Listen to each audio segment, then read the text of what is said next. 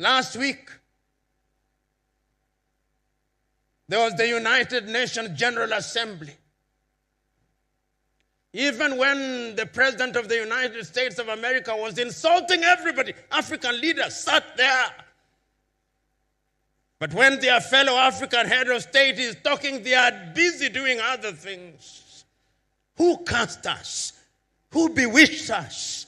These are the uncomfortable questions that we must ask here. We have been too nice to each other for too long. With the road and the interpreters. With Kongi's harvest. It is Flora Nwapa that I read with the Furu. It is Chinua Achebe that I read with Things Fall Apart, No Longer at Ease, Antilles in the Savannah. It is Eleki Amadi that I read with The Concubine. Today, when I travel across Africa and I ask, do you know Chinua Achebe? Do you know Wole Soyinka? No, they don't. What happened to us? When I read history, we were taught about Nnamdi Azikiwe. And we called him even in Nairobi, Kenya, Zik of Africa. We were taught about Sir Ahmadu Bello. Abubakar Tafawa Balewa. Obafemi Awolowo. Later we learned about Olusegun Obasanjo. Agui Ronzi, whether you like them or not, is a different debate, but we were taught them. Today, you go to the capitals of Africa, you go to Benin, and you ask the Beninois, who is the president of the Federal Republic of Nigeria, 8 out of 10 do not know and perhaps do not care. What became of us? Why is it? Last week, there was the United Nations General Assembly. Even when the President of the United States of America was insulting everybody, African leaders sat there. But when their fellow African head of state is talking, they are busy doing other things. Who cast us? Who bewitched us? These are the uncomfortable questions that we must ask here. We have been too nice to each other for too long. The net effect is that if you go into any African environment, if you go to any African school and you ask young men and women, do you want to leave Africa? 9 of them want to run away. That is why they are dying in the Mediterranean Sea. That is why they are dying off the coast of Senegal. That is why they are being humiliated at embassies. You go to the embassy of any Western country, in any African country, and you'll see the humiliation. They ask you, even your great-great-grandmother, who died long before you are conceived as an idea. Those are the circumstances in which we find ourselves. On average, many of you who are present here, allow me to be morbid, in the next 40 years, you'll be upstairs. The question is, what are you leaving for your children and children's children? What is it? These are the questions. These are the uncomfortable questions that we must ask. And these questions must be answered by Nigeria primarily. I've said not once, not twice, but times without number, that the day Nigeria wakes up, that is the day Africa wakes up. You know, a friend of mine once told me, if you go anywhere in the world, and you do not find a Nigerian, run out of that place. There is nothing there. And those of you who have had occasion to travel, you go to different parts of the world, you look for the best doctors, Nigerian. Look for the best engineers, Nigerians. Look for some of the best lawyers, Nigerians. The Nigerians are everywhere doing great things across the continent of Africa.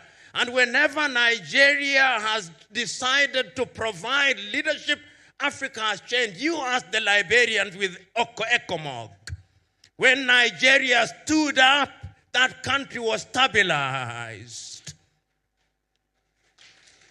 When there was mischief in Banjul in the Gambia, and Nigeria stood up, that country was stabilized.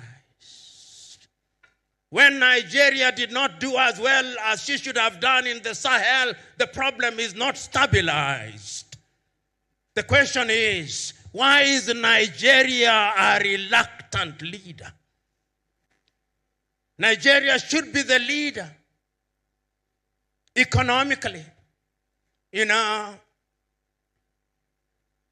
when Nigerians say, and they debate with South Africa, and sometimes with Egypt,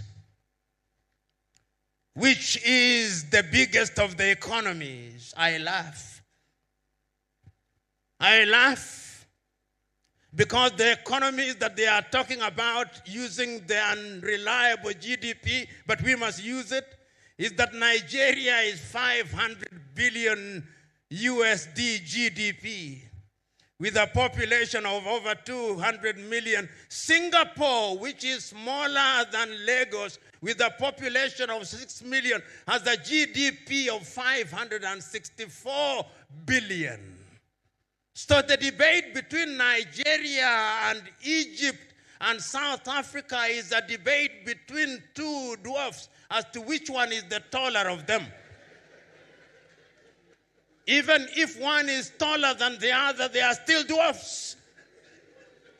The day that I will celebrate Nigeria is the day Nigeria tells me we are 2 trillion economy. And Nigeria can achieve it. And Nigeria must achieve it. What does Nigeria not have? Is the oil that is produced in Nigeria different from the oil that is produced in Saudi Arabia? Is it different than the oil that is produced in Kuwait, that is produced in Bahrain, that is produced in Qatar? Why must Nigeria not be the leader that has pipelines across the continent of Africa? Why can she not do it? She can. But we have allowed ourselves to be paralyzed by analysis and to be paralyzed by lamentation. It is your own kinsman, Chinua Achebe, who said that adversity is a problem of humanity, but we must never allow ourselves to be the victims or the agents of adversity. We must allow ourselves to be the conquerors of adversity, Chinua said. And I remember so very vividly in 1983 when Chinua Achebe wrote the little book, The Trouble with Nigeria, and he simply said that the problem with Nigeria, and he there said the rest of Africa, is simply and squarely one of leadership.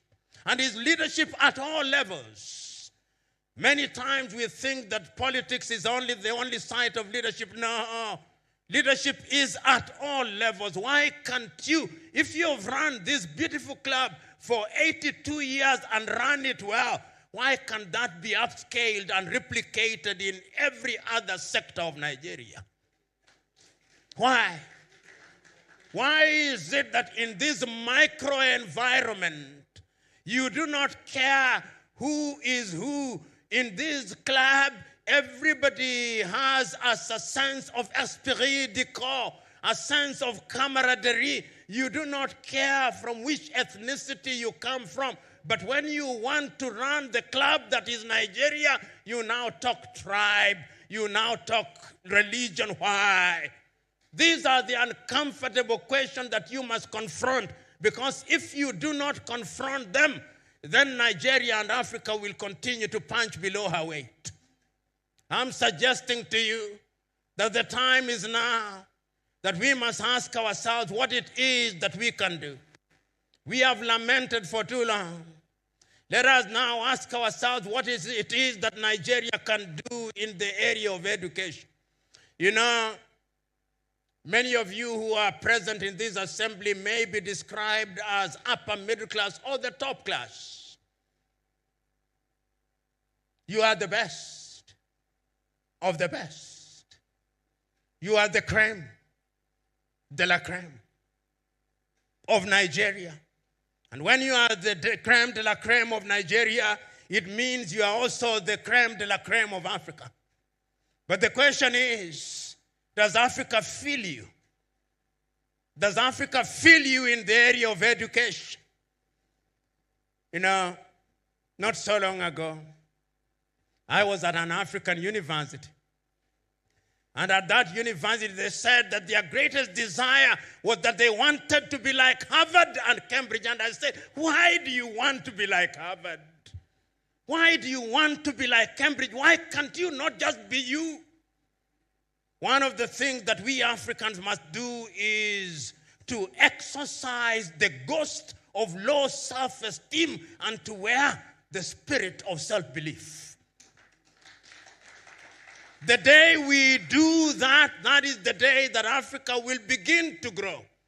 One of the things that gladdens my heart when I come to Africa, to West Africa, and particularly to Nigeria, is the manner in which the Nigerians dress. It gives one authenticity. It gives one confidence. But the question that I ask, are the clothes made in Nigeria? And if they are not made in Nigeria, it means the jobs are not in Nigeria. We have exported all our jobs to China. I'm asking us that if Africa and Nigeria is to be resuscitated to realize our potential, I want to see Nigeria grow in higher education. The other area in which Nigeria must provide leadership is in the area of the economy. You know, not so long ago, Nigeria was just about to provide leadership once again. And there was going to be a currency in this region called the Eco. And we were all happy, those of us who love the continent of Africa. We were looking forward to the day when you would come here and I would have the Eco, not the dollar. Something happened. I'm asking you who are shakers and movers, shake those who are in government, honorable governor, deputy governor. Ask yourself, 20 years from today, when you are no longer governor and history is written about you, what will they say? What will they say of your watch? What did you deliver? What did your administration deliver? History is harsh. It passes verdict that is without emotion. I'm asking all of us who are present here to ask those uncomfortable questions in the area of the economy. I'm asking those of us who are here to ask in the area of health. Why is it that young Africans are still dying of diseases that were conquered by Europe 100 years ago? What is happening to us? Why is it that when we have COVID, we have to import things from China? What became of our pharmaceutical industries? What became of our research institutes? Why do we pay our academics a pittance, peanuts, while our thieves thrive? Why? These are the questions that we must ask. We are talking at a time when we are talking about the Africa Agenda 2063 and Africa Continental Free Trade Area. What are we going to trade in if we are not manufacturing? A friend of mine whom I met when I was being brought to this site, former military general, as we were moving, for some reason he said about electricity, that electricity in Nigeria is epileptic. And it is epileptic indeed. Not only in Nigeria, everywhere. There is not a single place that you travel to Africa in today and you are in a hotel room, within 1 hour, electricity has gone. Electricity is not rocket science. But for some reason, we are unable to supply stable electricity. Who cast us? Who bewitched us? That we cannot do what must be done. These are the questions. Ladies and gentlemen, I know it ought to be celebration, but how can I speak the language of a wedding at a funeral? I refuse to do so. And I'll not speak for too long either, because the issues that I'm raising are known. They are known because they have been spoken about. They are known because your former leaders have spoken about them.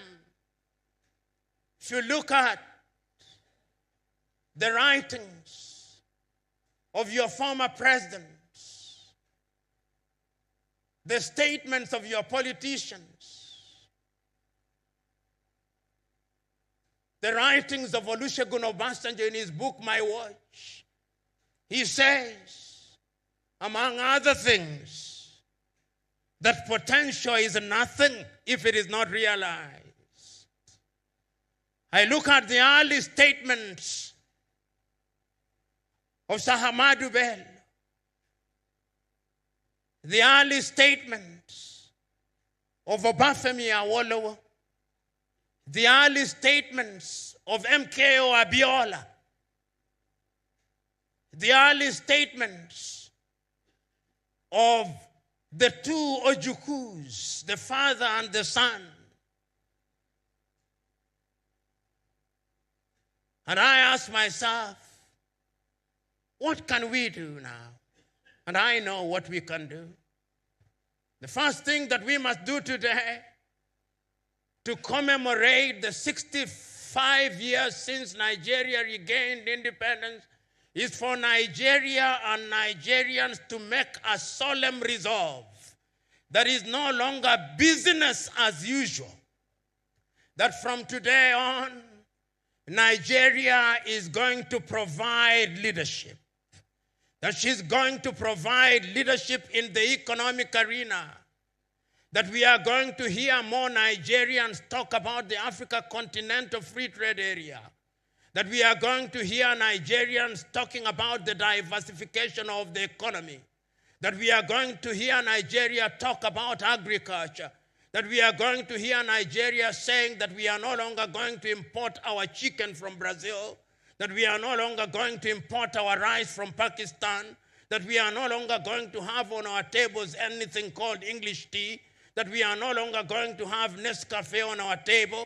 That we are no longer going to import palm oil from Malaysia, that we are going to diversify our economy, that we are going to revive our leather industry, that we are going to revive our industry so that we can create jobs here, that Nigeria is going to be open space for the rest of Africa, that Nigeria is not going to ask for visas, that Nigeria is not going to ask me for a landing pass when I come to Nigeria. How can the mother country ask me for a landing pass? That Nigeria is not going to ask me for visas when I come here. This is our Mecca, so to speak, and we should be able to come here without any hindrance whatsoever. Nigeria must do that if the continent of Africa is to realize our potential. And I'm suggesting that you must also open up your education. Our young men and women who are going to study in Europe and America, if there were no ASU strikes, we would be coming to Ibadan. We would be coming to Nsukka. We would be coming to the Lagos School of Business. We have enough intellectuals to make us come here, and you can make the money through education. I'm suggesting that you can do that. I'm also suggesting that your airline must now be revived. Nigeria cannot be a country without an airline. How can it be? It can be done. There are many Nigerians. When I see Air Peace, when I see Air Ibom, I know that it can be done. This is the time for it to be done. Ladies and gentlemen, I wish not to speak for too long. Let me now move toward the conclusion, because conclude I must. We are at a difficult time in Africa. And that time can only be resolved if we make a solemn resolve. Today, we must remember the words of those who are in the forefront of leadership. Today, I remember the words of a great South African, a man who you must know, Pixley Kaisa Kaseme. Speaking in the year 1906, he said that Africa must be regenerated. And I'm suggesting that it is Nigeria that must be in the forefront of the regeneration of Africa. I'm also hearing it being said in 1957, on the 6th day of March, 1957, the Osagie for Kwame Nkrumah said that the independence of Ghana meant nothing. Today I'm saying that the new liberation of Africa will only happen if Nigeria is in the forefront. I'm urging you, you movers and shakers, go out there and move and shake the political leadership so that they are able to do that which is good and right. You have the ability, because if you don't do it, history will judge you harshly. Lastly, I want to conclude with these words of James M. Kwejiragri of Ghana, who said that we are eagles, but we have been fed on chicken feed for too long. Let us today abandon chicken feed. Let us become eagles that we may fly. We are lions who have had the taste for rats for too long. The time is now that we must reacquire the taste for antelopes. Only then will our lionhood be manifest. And I conclude with these words of Wole Soyinka, that a tiger does not shout about its tigritude. You follow the path of a tiger and you see a duiker dead and you know that some tigritude has emanated from there. So go out there and be what you must, lions. Go out there and be what you must, tigers. Go out there and be what you must, eagles. It can be done and it must be done, and it's you whom are movers and shakers who must do it. God bless you.